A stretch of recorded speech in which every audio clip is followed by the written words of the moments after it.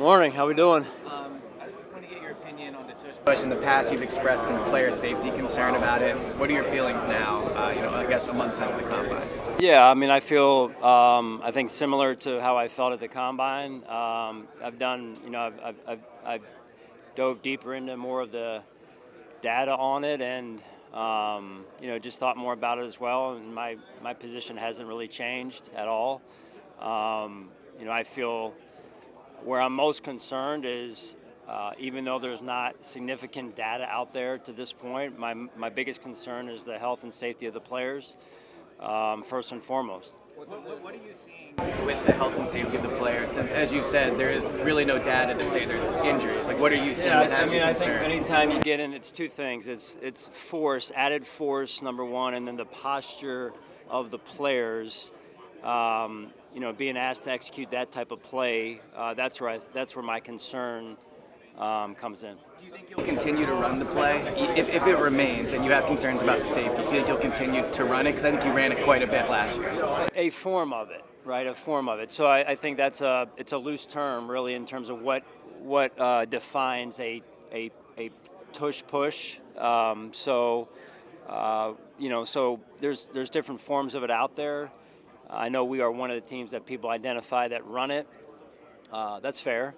There's other teams as well. So we're gonna always act in a way that's best for the health and safety of the players, and I think that's the responsible way to go. There's no actual health and safety data showing that there's any problem with it after we've seen over 300 something snaps specifically in Philadelphia.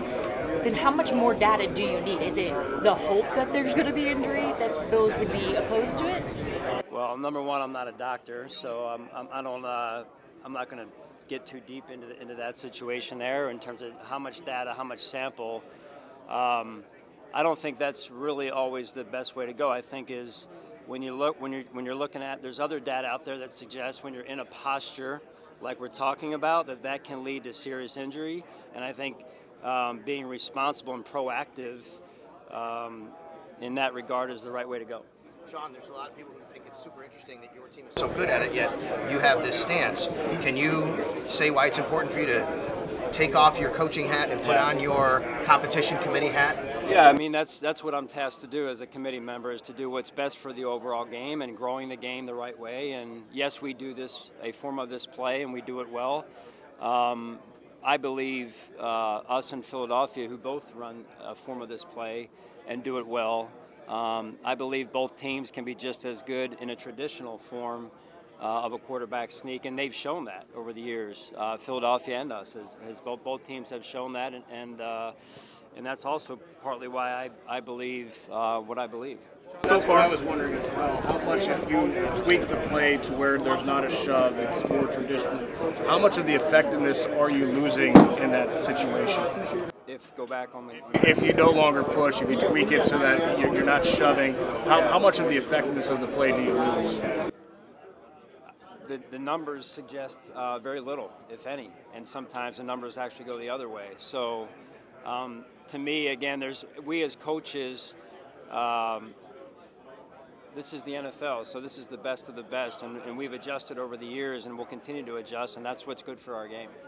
What kind of player the Cowboys getting in Curry? And why didn't it work him up? Kyer, has put in a lot of time. He really he was a hard worker for us.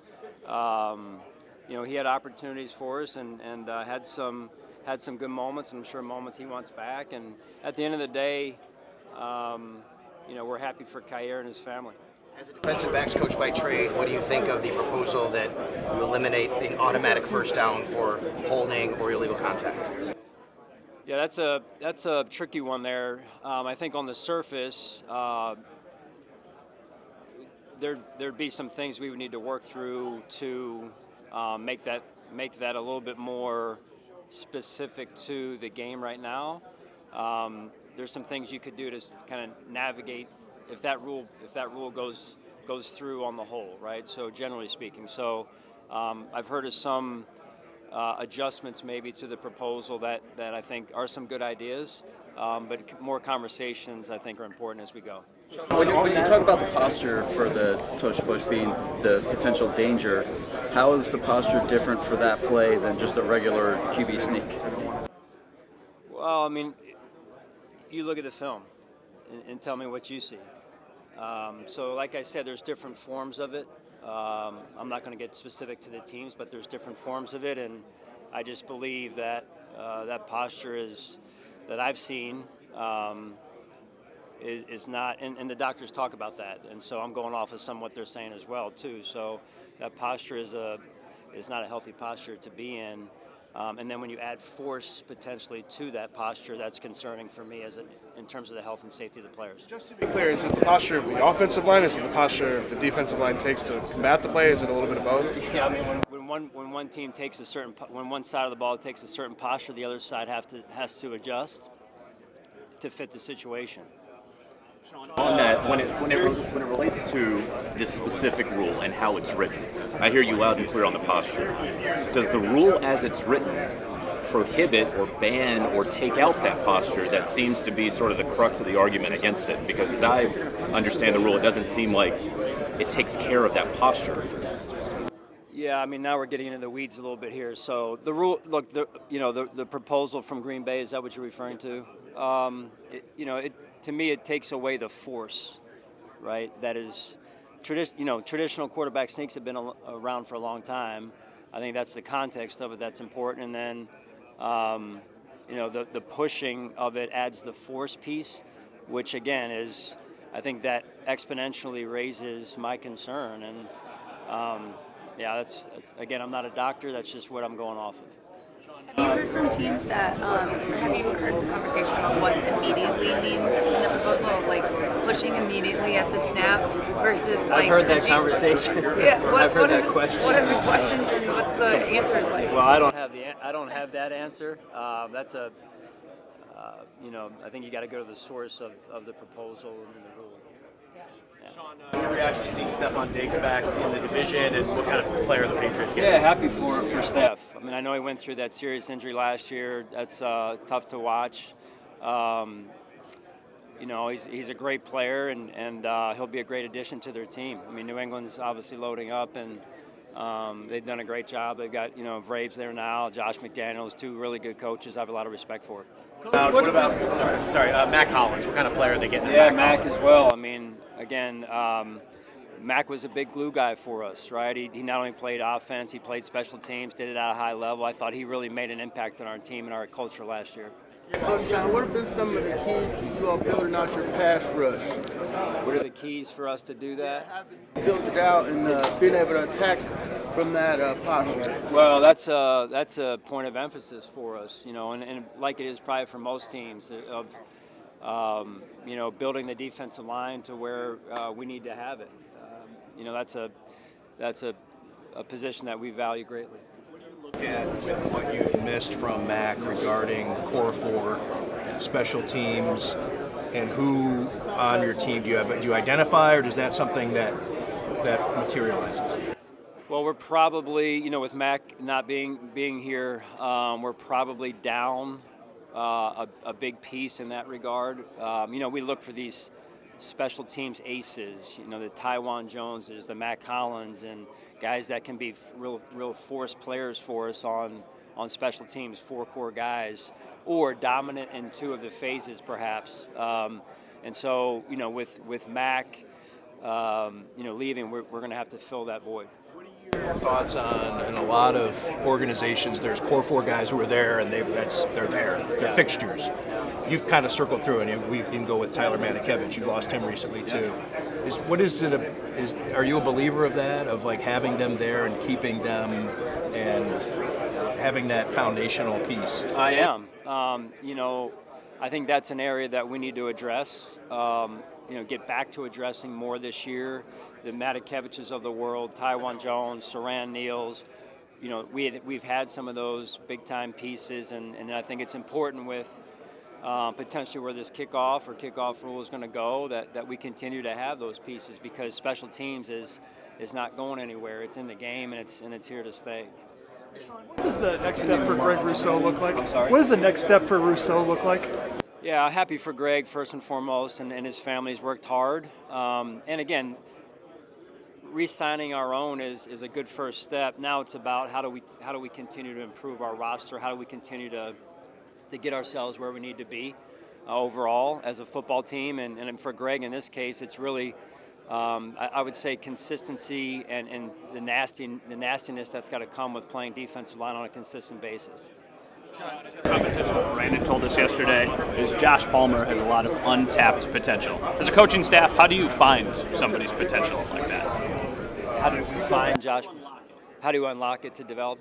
Well, again, I think it starts with the culture that we have and the foundation and how we get guys to become the best versions of themselves through team messaging, things like how we handle the schedule.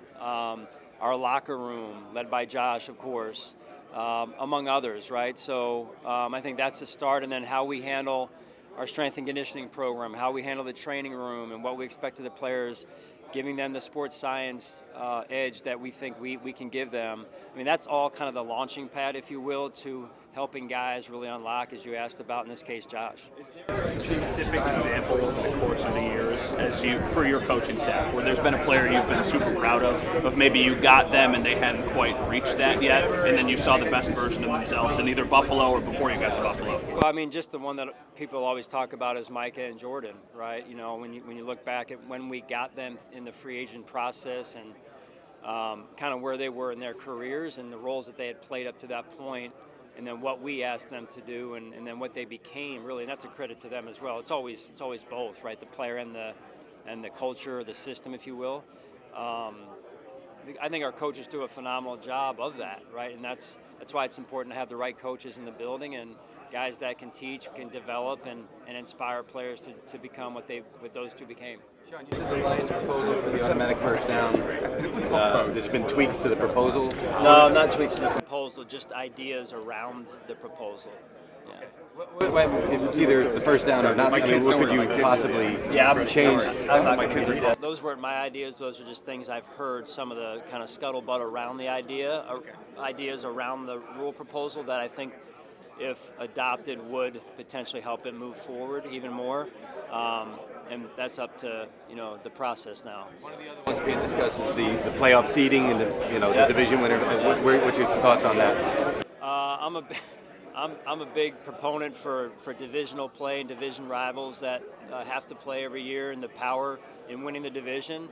We talked about a potential, knocking the outliers of some of the losing teams with losing records that also win the division and get them getting a home game versus not. So I think that's a potential that at least makes me a little bit more have an appetite for passing that proposal and buying into that way of thinking. So yeah. Sean, how important is it for both Javon Solomon and Dwayne Carter to take that next step this year for how the defensive line looks right now? It's going to be big. We're going to be probably pretty young because of two of the suspensions that we had with the guys, with Michael and Larry O there. So we're going to need some young players to step in and develop and develop in a hurry. I thought DC got off to a good start last year. Then he had the injury, of course, and Solly, showed different things throughout the course of the year. Some special teams wise, some defensively at the line of scrimmage, and they'll be counted on big time to come back this year and help us. How do you navigate the suspensions as a coach? Because they're going deep into the season, and you want these guys to eventually be significant players for you, but they're not going to be getting those reps because then you get guys ready for Sunday, so they're getting scraps. Yeah, it's an interesting question, Tim, right? Because they're going to start off, the spring with this. It's important we get them the reps they need there to develop their foundation, having been, really first-time players with us in the system. And then they're going to get them again in training camp. But then at some point, to your point, we have to start to blend the other guys who are going to be playing the first 6 games into the equation. So, and then with them, they're not going to be around the building for said time. So then it's and they're wired this way, Michael and Larry O both, of staying in shape. It's just hard to do when you're not playing football, right? You can stay in shape going, doing your sprints, all that type of stuff, weight room shape, but football shape is totally different.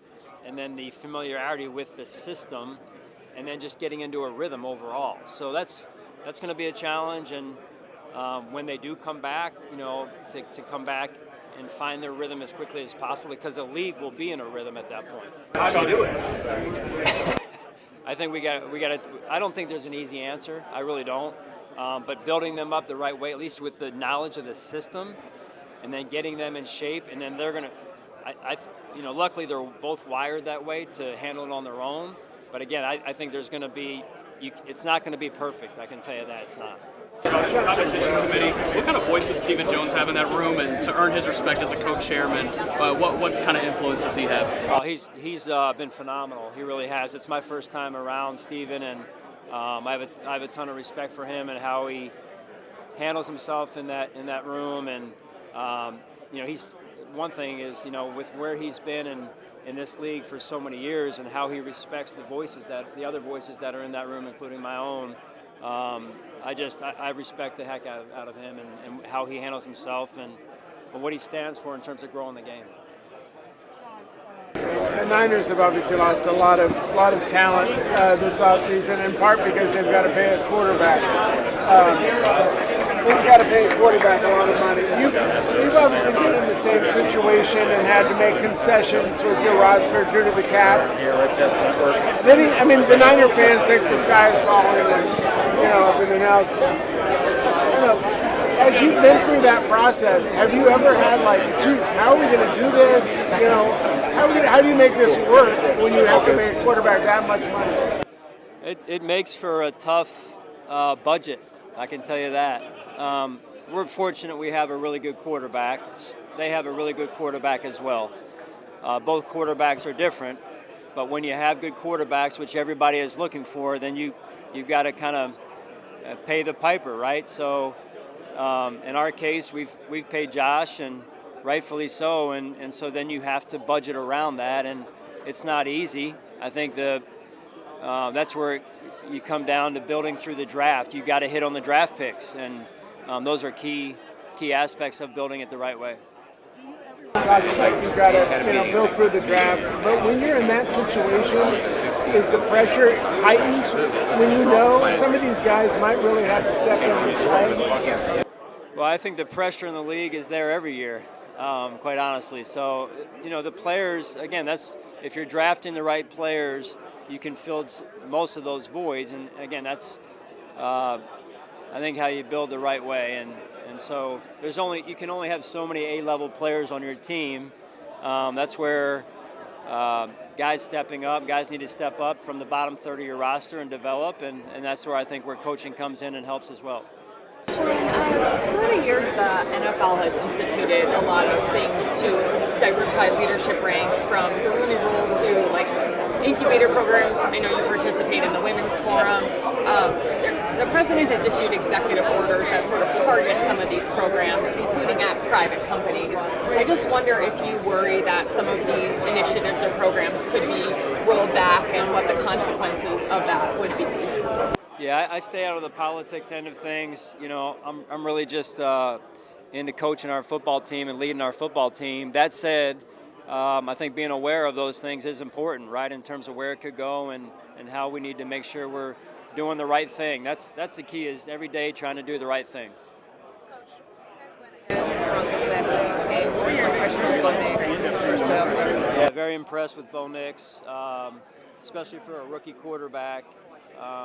Not surprised that he led his team to the playoffs, and we were fortunate. We played a pretty good game that day, and that's a hard deal when you're going in there as a playoff quarterback, a rookie at that, and then having to go on the road in that type of environment. So I'm sure he's destined for greatness the way he showed in this first season. Looking at what Sean McDermott is doing with the organization, the change of culture and dynamics, what are your thoughts on that? Not surprised again. He's a phenomenal coach. I have a ton of respect for him as a head coach, but also as a offensive coach, offensive play caller. Sure. Another Tush question for you, and then I promise I'll leave you alone, baby. I saw you and Howie Roseman and John Ferrari and Sean McDermott in the hallway yesterday having an animated conversation. I believe it was about that proposal. Can you take me inside aside that conversation of what you guys were hashing out there? Yeah. So let me set that straight. It was not an animated conversation. I can promise you that. It's just you've got two or three passionate guys, coaches that, and in this case Howie, a GM, that are sharing their thoughts. So we have a lot of respect for each other. All of us go back a long time. So we're all three of us are about doing what's best for the game. Have you heard from any teams, just because you sit on that competition committee and I would consider you an expert in this, have you heard from any teams in those conversations that they're just not happy with the way the proposal is written as it is, like with the reasons given for it? Has that sentiment come up? I wouldn't say a ton. It's that usually when there's proposals written up, you have people who don't like how they're written. Every last proposal I've been around, so the hard thing is, hey, why don't you sit down and write the proposal yourself, right? If you have a better idea. So let's be solution oriented. I think that's the right approach. Do you think it will have to be rewritten? Your guess is as good as mine. Okay, Yeah, thanks so much. Sure thing. What's your best method of keeping a roster and a team competitive during the years where you might have to have some cost cutting due to the salary cap? I feel like every year teams go through that. So it's something that went last year. Well, I mean, you got to build through the draft. That's what you got to hit on is the draft and then developing the players. I think we've done a great job of that in terms of having that track record, that history. And but if you're paying a player, in this case for us, our quarterback, and rightfully so, then you've got to make sure you're hitting on the draft. And I mean, free agency is what it is, regardless of your budget. But at the end of the day, the draft is the most important thing. Sean, seeing what Philly did in that Super Bowl defensive line wise, how much did that maybe shape your thinking of what it kind of takes up front to win that time of year? Yeah, you get continued reminders. I mean, that's always been my philosophy, is to build up front. You guys know I've talked about that for years, and putting together that type of manpower on both fronts is huge. What do you think you have in Joey Wilson? How much football does he really have? Well, excited to have Joey. I think the legit piece is the concern on the durability. He hasn't completed a full season in some time. This past season, I think, was the most games he had played. Listen, it's a change of scenery for Joey. We're excited to have him and his family. We know what he can do. The number one thing is going to be trying to keep him healthy for us here. Plan in place, I'm guessing. What goes into? So just really starting off, I sent a text to, I think it was the day after we signed Joey, was just our training room, our sports science department, our weight room, and making sure we're getting out in front as much as we can on this. In the communication with Joey and meeting Joey, he was phenomenal, and he seems very open to some of the thoughts that those departments have already. So we're looking forward to working together. In the draft this year, it looks like there's a lot of three techniques that are going to come out early. Is that becoming more of a trend? Colleges, spread offenses, and prioritizing that position on defense, to where you're seeing those guys transition to the NFL maybe at an earlier rate? I don't know if that's a trend necessarily. I think a lot of players are doing that, right, over all positions. I think it's just more of, you're seeing, I guess, the emphasis placed on defensive line play more than anything, and that's probably what's, I guess, luring some of them out early. It feels like a lot of, at least in the Super Bowl, we're seeing like game-wrecking three techniques, breakthrough at a very pivotal time. Are NFL teams following that by building inside out on the D-line? Well, I think it's no surprise that you're seeing game-wrecking three techniques in the Super Bowl. I think that just speaks to the importance of the position, and when you have a player like that and what they can do and how they can help get your team to that game, and I think that again is the importance of the position overall. From your perspective, you've had various offensive coordinators. How do you go about deciding what type of offensive philosophy you want to instill on your team? Oh, where do you want to start? No, I just think it's core beliefs, core philosophy, and then what the offensive coordinator or offensive coordinator candidate brings to the table, and how you can. You're never going to totally blend those ideas because everyone sees the game just slightly different, no matter how closely you're aligned, but making sure that that there is enough of a alignment, if you will, to come together and form one system.